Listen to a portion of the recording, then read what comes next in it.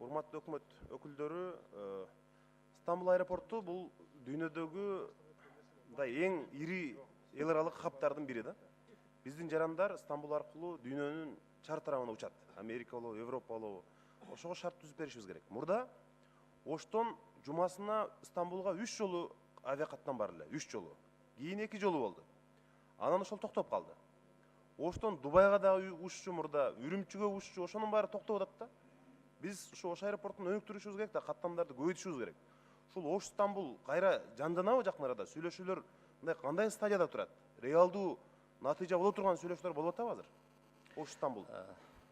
Жаныбек Кубанович, биз ушул Ош Стамбул маршрутун жандандыруу боюнча жанагы түрк авиалиниялар компаниясы менен уже 4 раунд ушу сүйлөшүүлөрдү өткөрдүк.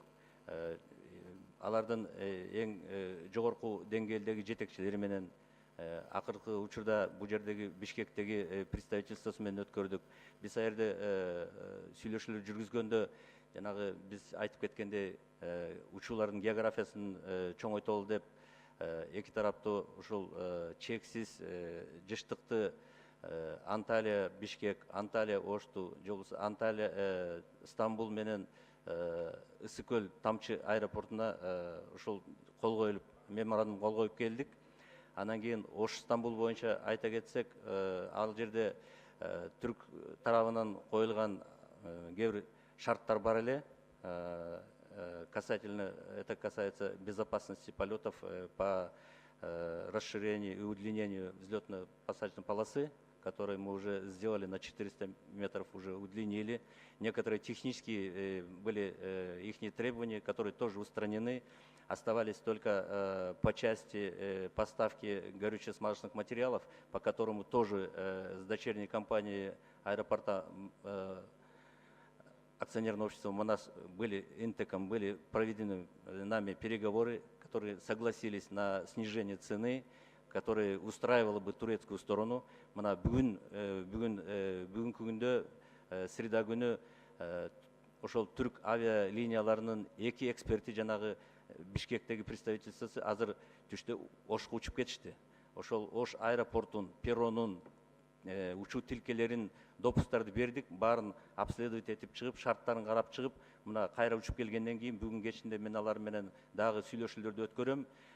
Биз ага Турциянын бияктагы элчилиги менен дагы кошуп сүйлөшүүлөр жүргүзүп атабыз. Мен ойлоп атам, бул өзүнүн жакшы жагдайын берет. Жана бүгүн жанагы азыр өткөрүп аткан протоколдун ратификациясын биринчи окуудан өткөрүү дагы биздин ошол болуп аткан кадамдардын туура экендигин билдирет. Мен ойлойм, Ош Бишкек, Ош Стамбул авиакаттамын жандандырабыз. Рахмат, ошого катуу көңүл бурсаңыздар, ратификацияны албетте колдоп беребиз.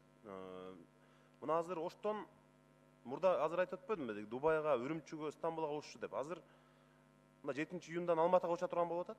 Бул дагы жакшы. Анан Орусиянын шаарларына. Башка жок болуп атпайбы мисалчы?